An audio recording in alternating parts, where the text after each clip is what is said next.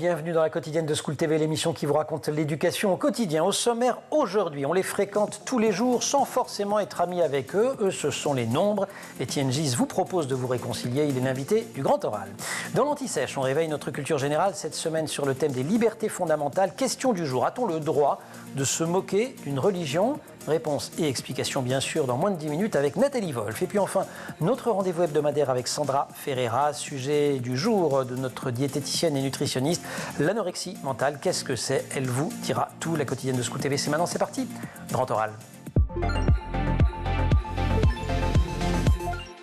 Je dois vous avouer qu'à chaque fois que j'invite un mathématicien ou une mathématicienne, je traverse un petit moment de solitude et je me demande dans quel guêpier je suis encore allé me fourrer. D'abord, parce que je fais partie des anciens élèves à qui les maths n'ont pas laissé que de bons souvenirs, et puis parce que mon défi chaque jour, c'est d'essayer de vous intéresser aux travaux de nos invités.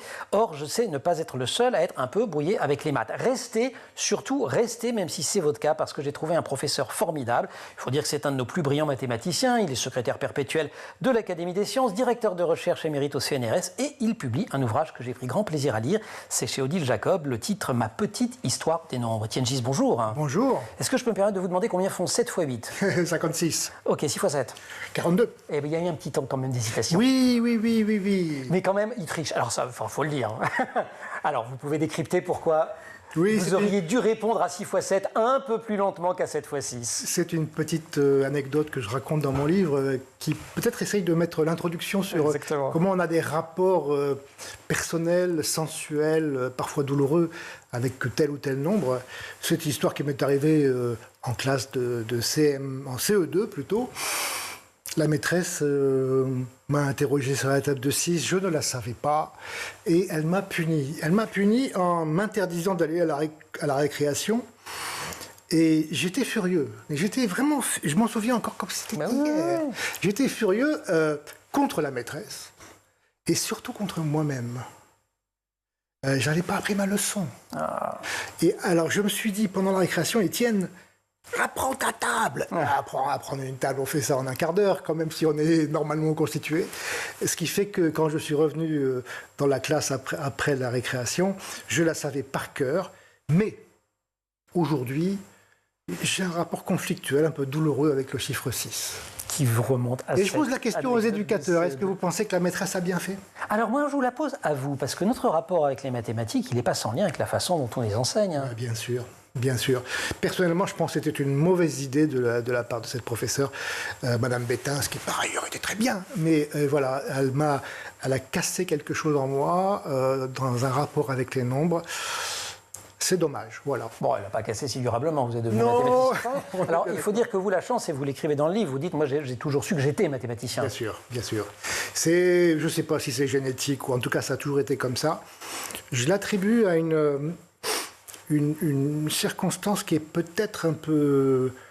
J'espère que ce n'est pas un souvenir reconstruit, mais quand j'étais petit garçon très timide, je n'avais pas de copains, j'étais dans mon coin, et j'ai vite compris que les maths étaient un moyen de s'isoler, de faire des choses dans son coin, d'avoir du plaisir un peu à titre individuel, sans avoir besoin de partager ça avec le copain. Donc je me suis construit un petit précaré, un petit monde à moi. Après, j'ai changé, bien sûr, par écrire ce livre, c'est aussi un moyen de dialoguer avec des gens comme vous, par exemple, qui souffraient avec les maths. Voilà. Qui souffraient, oui. Enfin bon, bref, on va pas. C'est votre émission, c'est pas la mienne. Pour ma génération, néanmoins, il y a un souvenir cuisant sur lequel vous revenez, c'est l'histoire des mathématiques modernes. Et ça, celles et ceux de ma génération doivent s'en souvenir. C'est les années 70-80, surtout les années 70. En quoi ces maths qu'on a essayé de nous enseigner étaient modernes et pourquoi ont-elles aussi dérouté des générations d'enseignants, puisqu'on reste sur le rôle des profs? Alors, c'est une histoire compliquée, il faudrait bien sûr beaucoup plus de temps pour décortiquer tout ça, parce que c'est une grande complexité. Mais disons que pendant des siècles, les maths qu'on apprenait à l'école primaire étaient essentiellement concrètes. C'était combien on donne à la marchande, des choses comme ça. Ouais. Et puis, du côté des années 60, un certain nombre de mathématiciens, universitaires pour la plupart, ont pris conscience du fait qu'il fallait rendre les choses plus abstraites, plus générales. Et ils ont développé un nouveau programme, une nouvelle vision Par exemple, ils ont mis dehors tout ce qui concernait la géométrie, plus de triangles. Je me souviens, le grand mathématicien Dieudonné avait fait une conférence qui s'appelait « Il faut mettre Euclide dans une poubelle ». Donc il y a eu une espèce de... C'était après jeter Marx aux poubelles de l'histoire, jeter Euclide aux poubelles de l'histoire. Voilà. C'est une époque aussi. Oui, c'est 64. Voilà, c'est ça. Donc c'est un moment important dans l'histoire des pensées, de la pensée d'ailleurs. Et donc il y a eu un mouvement qui était, on peut dire, une vraie révolution, mais qui ne s'est pas accompagné par une formation des professeurs. Voilà, parce que les premiers à ne pas comprendre les maths modernes, ce n'est pas les élèves. C'est les professeurs. C'est ça. Bien sûr. Et pourtant, l'objectif, au départ, était plutôt noble, et vous le soulignez, c'était de préparer les futurs citoyens à comprendre le monde dans lequel on vivait, qui était déjà un monde de plus en plus automatisé. L'informatique était balbutiante, mais aujourd'hui, on se rend compte que... Donc, cette idée, comprendre. Oui, c'est ça. Voilà. Mais cette idée des mathématiques qui permet d'être un bon citoyen, elle est fondamentale, elle, en revanche. Je passe mon temps à le dire, et je le répète, je suis là pour vous le dire aujourd'hui. Ouais. C'est très important pour moi, tout à fait. Mais effectivement, ça s'est passé trop vite, trop mal. Les pauvres profs, quand je pense un peu à... Moi, j'ai pris contact avec ça quand j'étais en classe de seconde, et je me souviens très très bien que le prof était complètement désemparé, mais désemparé. Et pourtant, c'était un très bon prof, hein, qui avait une longue carrière derrière lui, qui avait quelqu'un de remarquable. Voilà, il s'est retrouvé dans une situation un peu désagréable. Alors, on en est revenu de ces maths-là. Votre livre s'intitule « Ma petite histoire des nombres ». Vous commencez d'ailleurs par un point de vocabulaire, chiffres, nombres, numéros. C'est pas pareil. Ah non, c'est pas pareil. Alors, c'est pas pareil, mais en même temps, j'essaye d'insister sur le fait que nous parlons français, ou en principe on essaye de parler français, et que le français et les maths jouent un rôle un peu complexe, que quelquefois le mot chiffre peut avoir plusieurs sens dans notre langue. Hein. Donc, alors pour résumer, un chiffre c'est un symbole. Le chiffre 3, c'est le symbole du 3 qu'on écrit sur une feuille de papier, et le nombre s'écrit avec des chiffres, de la même manière qu'un mot. Donc les chiffres, ça va de 0 à 9. Ça va de 0 à 9, voilà. Dans notre langue. En français. En français. Absolument. Mais avec des chiffres, on fait des nombres. Alors que 18, ça va être un nombre. Voilà. Et un numéro ? Et un numéro, c'est un label. C'est un label. Ça désigne quelque chose. Pour dire, voilà, 18 rue machin. J'habite au numéro 168 avenue du Général de Gaulle. Voilà. On dit de nos chiffres, d'ailleurs, que ce sont des chiffres arabes. En vous lisant, j'apprends qu'on se trompe, qu'ils sont indiens. C'est une très on m'a menti. Là aussi, on vous a menti. Non, c'est une histoire aussi tellement compliquée et tellement passionnante. J'essaie de faire un tout petit peu d'expliquer ça dans mon bouquin. Les chiffres ont une histoire, une généalogie. On les écrit pas de la même manière aujourd'hui. Absolument. Vous montrez d'ailleurs. Il y a plein d'exemples. C'est très visuel comme bouquin. C'est assez amusant de voir que nous sommes des héritiers. Je vous le montre d'ailleurs. Regardez au pif. J'ai ouvert la page au pif. Je vous promets. Voilà. C'est juste pour vous montrer que c'est un livre sur les maths, mais il y a plein hop. Il y a plein d'illustrations, des photos, là c'est des œuvres, voilà. Exactement.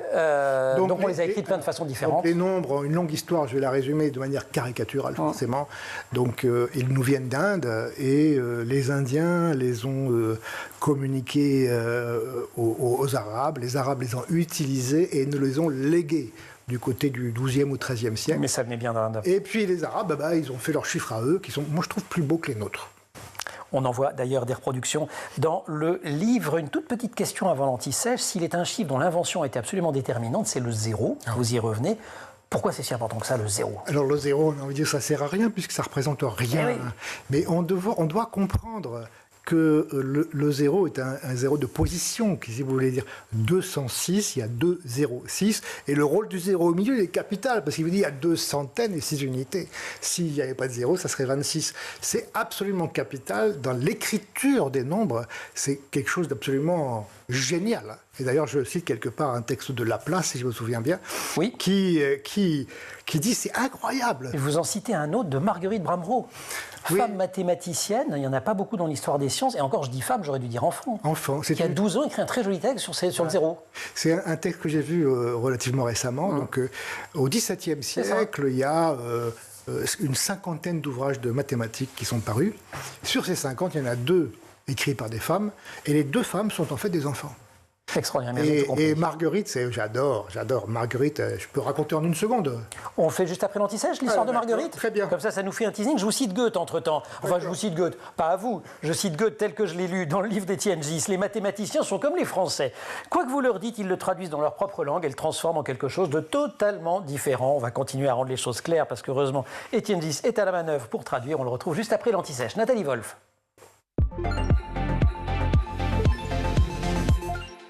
Et notre question du jour dans l'Anti-Sèche est la suivante. A-t-on le droit de se moquer d'une religion? Nathalie Wolf, bonjour. Bonjour Emmanuel. Vous êtes maître de conférence à l'Université Versailles-Saint-Quentin, Paris-Saclay, co-autrice avec Laura El-Maki du livre « Des hommes, des femmes, nos libertés » chez Dalloz, livre illustré par Elsa Auriol et Pancho, préfacé par Dominique Simoneau et sur lequel on s'appuie pour cette formidable série de Culture G cette semaine. Alors, est-ce qu'on a le droit de se moquer d'une religion? Oui. Oui, on a le droit de se moquer de tout, de rire de tout. C'est la liberté d'expression, tout simplement. Et le blasphème n'est pas une notion juridique. Et le blasphème n'est plus une notion juridique. Voilà. Ça l'a été pendant longtemps. Hein. Ça a été terriblement, d'ailleurs, condamné et réprimé. On connaît tous l'affaire du chevalier de la Barre, ce jeune homme qui avait une petite vingtaine d'années et qui a été condamné pour blasphème. Il a été condamné à mort, à avoir la tête coupée et son corps a ensuite été brûlé. Et à partir de là, donc ça c'était ce que je vous raconte, c'était avant la Révolution française, quelques années avant. Et à partir du premier code pénal, cette affaire a beaucoup horrifié l'Europe. Il y a eu beaucoup de souffrances avec tout ça, beaucoup d'injustices. Eh bien, nouveau code pénal. Le nouveau code pénal ne traite pas le sujet, donc ça sort du droit. Bon, le 19e siècle, ensuite, il est agité et il va falloir attendre la loi de 1881 sur la liberté de la presse pour que les choses soient complètement clarifiées et le blasphème n'est plus un sujet de droit. Et ce serait même un non-sens, écrivez-vous, au regard du premier article de la Constitution qui dit que la République, je l'ai oublié... la République est laïque, indivisible et sociale, tout à fait. On va y revenir à 1880, mais juste avant, parce que certaines personnes qui nous écoutent peuvent se dire quand même, c'est un petit peu étrange, parce qu'il y a des gens qui sont condamnés en raison d'opinions religieuses. On n'a pas le droit d'attaquer... on a le droit, de dire ce qu'on veut d'une religion, mais les personnes qui croient en une religion, là, c'est très différent.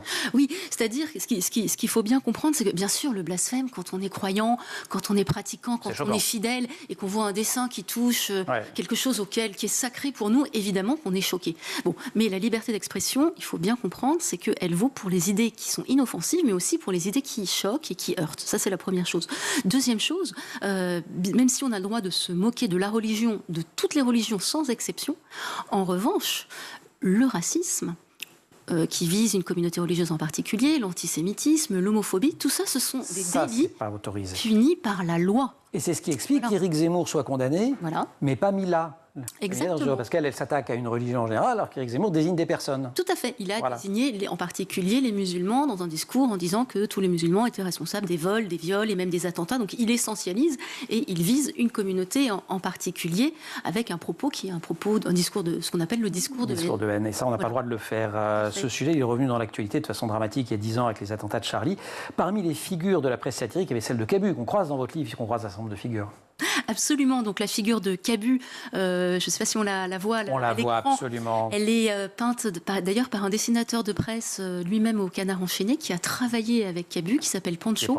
Pancho qui a fui l'Uruguay, qui était donc un régime autoritaire et qui sait combien la liberté d'expression est consubstantielle à la démocratie. Et c'est ça qu'incarne évidemment Cabu, qui était un dessinateur de presse qui pensait que rire de tout était possible, que c'était son idéal.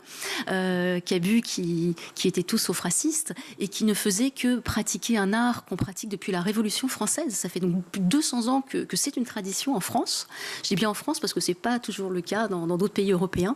On peut faire des caricatures politiques, des caricatures religieuses. Et Cabu a tout à fait incarné cet art. D'un mot, Nathalie, vous avez cité la loi de 1880, vous avez dit loi sur la liberté de la presse.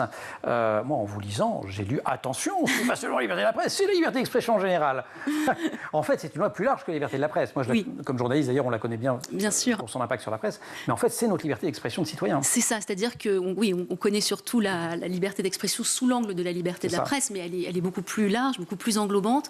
Et ce qui est très intéressant, c'est qu'elle est consacrée à l'échelon constitutionnel dans la Déclaration des droits de l'homme et du citoyen, à l'article 11. Et c'est le seul article de la Déclaration où on va lire les termes suivants. La liberté d'expression est l'un des droits les plus précieux de l'homme. Précieux, voilà, c'est précieux. Donc ça veut dire qu'il faut la protéger et aussi lutter contre la peur, contre ceux qui veulent l'anéantir et aussi contre l'autocensure. Les journalistes et les dessinateurs de presse peuvent s'infliger, les professeurs, etc. C'est pas facile. Mais il faut continuer ce combat. Le contexte, les vents sont spécialement adverses en ce moment. Oui. Merci beaucoup, Nathalie, maître de conférence à l'Université Versailles-Saint-Quentin, Paris-Saclay, co-autrice donc avec Laura El-Maki de Des hommes, des femmes, nos libertés chez Dalloz, qui nous accompagne toute cette semaine. On va se retrouver demain avec une dernière question. Oui. Allez, qui a dit, c'est un qui a dit, on a déjà fait un cette semaine, qui a dit il faut que la puissance publique se borne à régler l'instruction en abandonnant aux familles le reste de l'éducation. On ne pouvait pas ne pas vous la poser sur School TV, celle-là. Réponse demain. Pour l'instant, grand oral, la suite. Chose promise, chose due, Marguerite Bramereau. Alors Marguerite était une toute jeune fille qui habitait à Avignon et ses parents l'ont mis dans un couvent pour faire un peu d'études, elle y restait 2 ans. Visiblement, elle était douée et les bonnes sœurs du couvent, qu'est-ce qu'elles ont fait? Elles ont confié à cette gamine le fait de servir de tuteur pour ses copines. C'est une très bonne idée pédagogique d'ailleurs, demander à un élève. Voilà. Et donc elle est restée 2 ans et puis elle a pris des notes. Et en sortant de ses études de 2 ans, elle avait écrit un livre d'arithmétique. Elle est retournée chez elle et la bonne nouvelle, c'est que son papa était imprimeur et que son papa était adorable, aimant, bienveillant. Il était tellement content que sa fille avait écrit un bouquin qu'il l'a publié. Et la préface est un poème écrit par le papa à la gloire de sa fille. C'est beau, non? C'est beau quand même. Et alors dedans, elle explique que considérez-moi comme un petit zéro. Absolument. Elle le dit en termes très jolis. Elle le dit mieux que moi. Ouais. Elle dit le 0, c'est pas grand-chose, mais quand on le met après un chiffre, après un nombre, on le multiplie par 10. Absolument. Voilà. Puisque vous parlez de poèmes et que je citais Goethe, la question de la langue, pour être bon en maths, ça peut être bien d'être bon en français aussi. Et vous l'illustrez à partir d'un épisode qui vous est arrivé, non pas en CO2 cette fois, mais en classe de première. Je vais vous remémorer. C'est en page 15, le professeur qui vous appelle et qui vous explique que les maths doivent s'exprimer à travers une langue et que c'est la condition pour qu'un texte mathématique soit lisible. C'est quelque chose d'absolument crucial. Pour exprimer n'importe quelle idée, qu'elle soit scientifique ou pas scientifique, nous avons une langue pour ça, il faut l'utiliser. Et beaucoup de gens que je rencontre pensent que écrire des mathématiques, c'est écrire des longues suites de formules. Non, ce n'est pas le cas. Un texte mathématique, quel qu'il soit, doit être rédigé dans une langue. Alors ça peut être le français, l'anglais, tout ce que vous voulez, mais il faut qu'il soit structuré par une langue. Et l'anecdote que je raconte, en effet, c'est que en première, j'avais eu l'idée saugrenue de rédiger un problème, un devoir, en ne mettant que des équations bout à bout. J'étais tout fier. Et le professeur m'a appelé, il savait que j'étais plutôt bon en maths, je vous le garantis. Et il m'a dit, Étienne, c'est pas une bonne idée, c'est pas comme ça qu'on marche. Tu as écrit un truc, personne ne peut le lire. C'est ça, on ne peut pas le comprendre en fait. Parce que écrire, c'est être compris, n'est-ce pas? Donc voilà. Mais ça c'est le petit message pour celles et ceux qui veulent opposer le français et les mathématiques. C'est absolument absurde, le dialogue est absolument permanent entre les deux. Vous avez buté, on l'a rappelé, sur la table de 6, mais pourquoi continuer à apprendre ces tables alors que les calculatrices le font? Question que tout le monde pose, vous y répondez dans le livre. Parce que les tables de multiplication économisent notre esprit. Et je crois que c'est une belle phrase, je ne sais pas si j'ai oublié si je la cite dans le livre ou pas, c'est cette phrase de Henri Poincaré que j'adore, qui dit « Faire des mathématiques, c'est donner le même nom à des choses différentes. » Autrement dit, c'est se fabriquer des outils comme un tournevis qui va vous servir toute votre vie à faire plein de choses. Si vous connaissez votre table de 6 ou de 7 ou de 8, vous pourrez l'utiliser mais dans toute votre vie et si possible de manière automatique et ça ne vous fera plus le moindre effort. Pour les apprendre, ces tables, on peut s'aider d'une petite mélodie bien connue, avec la blague de Toto que vous rappelez, je ne connais plus mes tables, mais je me souviens de l'air, da da da da da da. Ça ne date pas d'aujourd'hui. Vous reproduisez le début de partition d'un médecin toulousain qui avait composé un chant de la table de Pythagore. Vous savez que tout le monde, on a tous des moyens d'apprendre. Ouais. Et je dois dire qu'apprendre en même temps qu'une musique, pour beaucoup d'entre nous, c'est une aide considérable. Et donc ce musicien avait mis en musique les tables de multiplication. Alors il paraît que ça a été utilisé dans toutes les écoles de Paris pendant un certain temps. Oui, c'était une belle initiative. Je pense qu'il faut multiplier les façons de rentrer. Toutes les manières de faire. Puis il y en a bien une qui va vous plaire. Alors justement, pour la table de 9, on peut recourir au truc de votre petite fille. Voilà, vous avez montré tout à l'heure le... Ouais, je suis tombé dessus par hasard, j'y retourne, page 102. C'est les mains de ma petite fille. Regardez. Voilà, au-dessus de moi, c'est les mains de la petite fille. Alors, comment ça marche? Alors, pour la table de 9, c'est... Il faut que vous le fassiez en mettant vos mains en l'air, sinon on va pas comprendre. Alors, pour la table de 9, si par exemple je veux faire... Il faut que vous leviez vos mains. Voilà. Hop. Super. Ouais, c'est bon, allez-y, on va gérer. Alors, voilà. Si je veux faire, par exemple, 6 x 9, je prends 1, 2, 3, 4, 5, 6, je le plie, le 6. Ouais. Et puis, j'ai plus qu'à lire... attendez, trop. On va demander à votre petite fille. J'y retourne. C'est page combien pour 9 voilà. Vous faites avec le 4, l'exemple. Voilà, je fais avec le 4. Hein. Alors, je plie mon 4e. Vous avez le double anti-sèche dans notre émission aujourd'hui. Il y a eu celle de Nathalie Wolf, vous avez celle des Gengis. Ça fait des exercices compliqués. Ouais. Je plie le 4e doigt, 1, 2, 3, 4. Et je vois ici, je regarde ce que j'ai. Ouais. J'ai 3 ici, et puis j'ai 6 là, 36. 63. Non, 36, oui, voilà. Bien sûr. Ah, il faut le dire dans l'ordre. Mais c'est dingue, ça. C'est dingue ? Ouais. Et ça marche. Ça marche. Bon, il y a 2-3 autres trucs dingues, je ne vais pas le refaire. Il y a le chiffre 1089 avec lequel vous regardez dans le bouquin d'Étienne Gis, on peut faire des trucs extraordinaires. Voilà, il y a des choses, à vrai dire, c'est assez mystérieux. Il y a une espèce de... Ce qui m'intéresse quand même, c'est que vous avez dit tout à l'heure que beaucoup de nos concitoyens ont des rapports douloureux avec les maths, mais en même temps, ils sont fascinés. Il y a une espèce de fascination qui est assez surprenante. Il y a des gens qui aiment... Moi, par exemple, qui suis mathématicien professionnel, je reçois un nombre de courriers considérables de gens qui croient avoir fait des découvertes. J'ai démontré le théorème de Fermat. Ou même des choses très simples. Ah, oui. C'est très émouvant. Oh. Pour vous dire la vérité, je fais... Tant que je peux, j'essaye de répondre, mais c'est souvent compliqué parce que ces gens sont souvent déconnectés du monde de la science. Mais j'ai de l'affection pour ces gens. Pour qu'ils essayent de le faire. Les chiffres romains, est-ce qu'il faut continuer ou pas à les apprendre ? Vous nous rapportez que même les musées y renoncent. Normalement, il est d'usage qu'on indique les siècles avec des chiffres romains et maintenant plus personne ne comprend rien. Ben, ils sont compliqués. Pensez-vous, parce que j'ai vu passer un mème sur les réseaux sociaux il y a quelques jours d'un Romain qui disait « Mais non, j'ai dit 5 », et il fait le geste comme ça, donc forcément, on lui a apporté que 2 bières, il en voulait 5. Non, c'est pas des bières, c'est pas bon pour la loi E20, des grenadines. Bon, disons la vérité, ça sert à rien, mais c'est quand même un petit brin d'histoire, un petit bien de culture, un petit peu de maths. L'instituteur, le professeur des écoles, comme on dit aujourd'hui, le professeur des écoles qui explique les chiffres romains à ses élèves, il apprend un peu de maths, il apprend un peu d'histoire, un petit peu de culture. Il apprend aussi qu'on peut compter différemment, parce que de là, et c'est à ça que je voulais en venir, ce que vous rappelez, c'est qu'il y a plein de façons. La Révolution, par exemple, a voulu carrément changer le découpage du temps en disant 24 heures de 60 minutes et de 60 secondes, c'est quand même un petit peu compliqué. On va tout compter en 10 et l'a imposé pendant 1 an et demi. C'est incroyable, incroyable, mais là, les gens, ils n'ont pas voulu. Non. Alors même que c'était plus simple, enfin que ça pouvait sembler plus simple. Oui, c'était plus simple. Est-ce que c'était plus simple ? Je ne sais pas. C'est pareil, c'est comme... vous savez, je l'évoque aussi, c'est cette dénomination des nombres, qu'on dit 96. Absolument. Alors... C'est intéressant de voir que c'est compliqué. Je ne sais pas vous, à quel âge vous avez pris conscience que 96 c'est 80 et 4 fois. Comme je ne veux pas vous donner mon âge maintenant, mais enfin il y a 2 jours en lisant votre livre.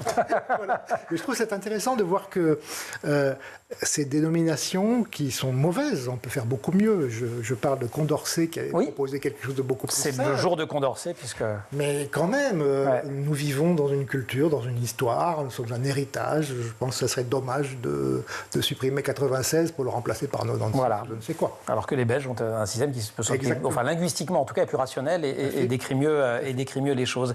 Les ordinateurs, eux, n'utilisent que 2 chiffres. C'est quand même dingue ce qu'on arrive à faire, le 0, le 1. Voilà. 0, 1. 0, 0. Tout 0, faire. 0, et on fait même des flashcodes avec, et vous en avez fait un. Voilà. J'ai testé, ça fonctionne. Ça marche. Ça marche, on obtient le titre de... on obtient le titre juste du livre. Un mot sur le titre, justement. J'ai mis ma petite histoire, parce que j'essaye d'écrire un livre qui parle essentiellement de moi. De mon rapport avec les nombres. Parce que chacun a un rapport différent. Bien sûr. Nombres. Tout à fait. Néanmoins, et c'est une dimension importante de votre propos, et ce sera ma dernière question, il y a cette idée qu'on peut voir les maths comme un jeu, et qui, là encore, ne date pas d'aujourd'hui. Ça fait plusieurs siècles que des mathématiciens imaginent des petits problèmes. Et vous regardez la reproduction d'un bouquin, Les problèmes plaisants et délectables qui se font par les nombres, ouvrage de 1612. Alors, j'aime bien ce livre pour des tas de raisons. Je crois que je l'explique aussi.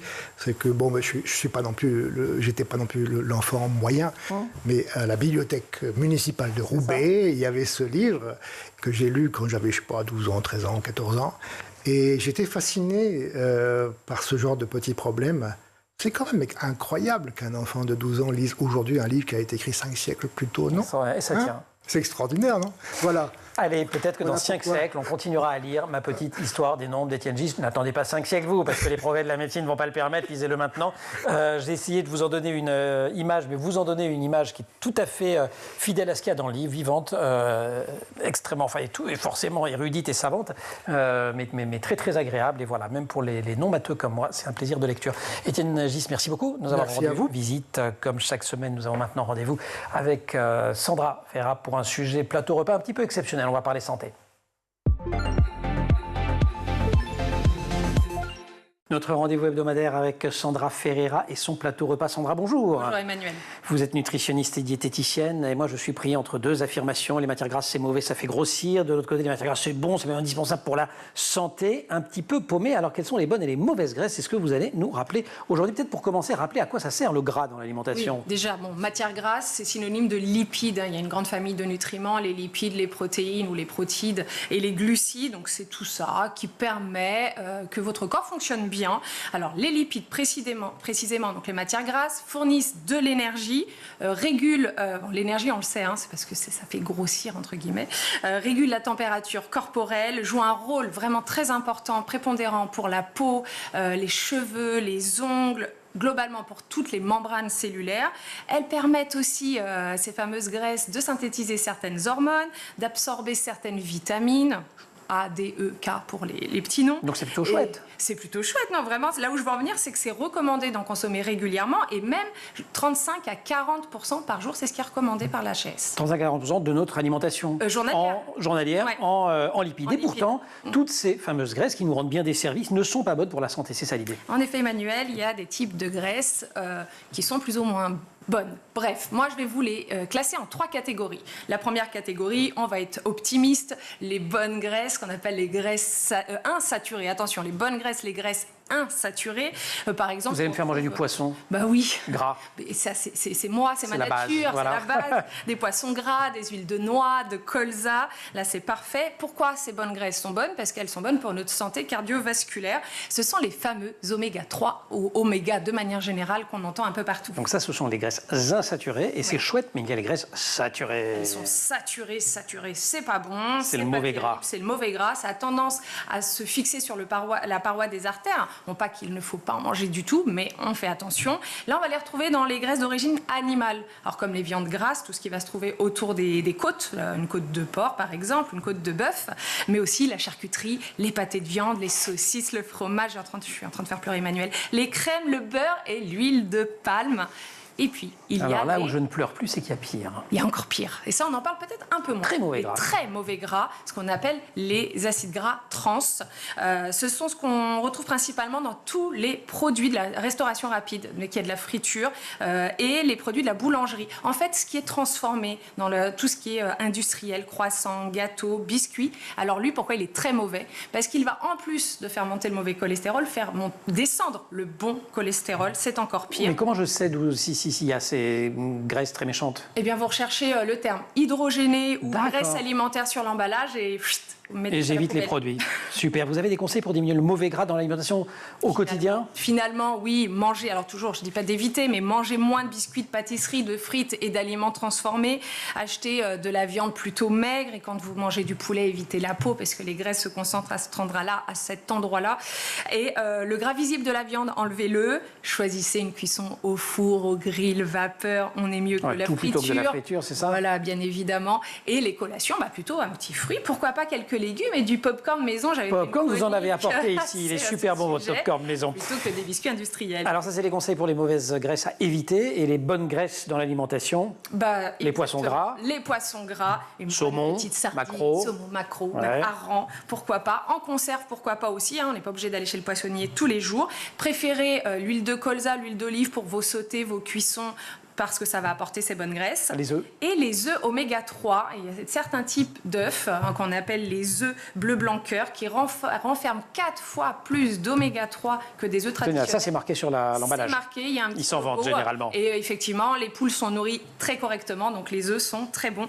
Et enfin, beurre, on va limiter le beurre et les margarines dites dures, parce que quand elles sont dures, à tous les coups, il y a des acides gras trans dedans. D'accord, mais on en mange quand même un petit peu. Mais oui. Mais oui, on mange toujours. On diversifie, on évite, on est très raisonnable. Vous êtes une philosophe, au fond, encore plus, au moins autant qu'une diététicienne et nutritionniste. Après cantinière, je suis philosophe. Sandra, merci beaucoup en tout cas. Merci aussi à toute l'équipe de l'émission, Laure Audemont au maquillage, Marine Plantec, assistée par Pénélope D pour la préparation de l'émission, qui en régie aujourd'hui sont avec au son Thibaut Goury-Lafont, à la réalisation Romain Luc. Vous restez sur School TV et vous nous retrouvez nous en permanence sur Internet et sur les réseaux sociaux.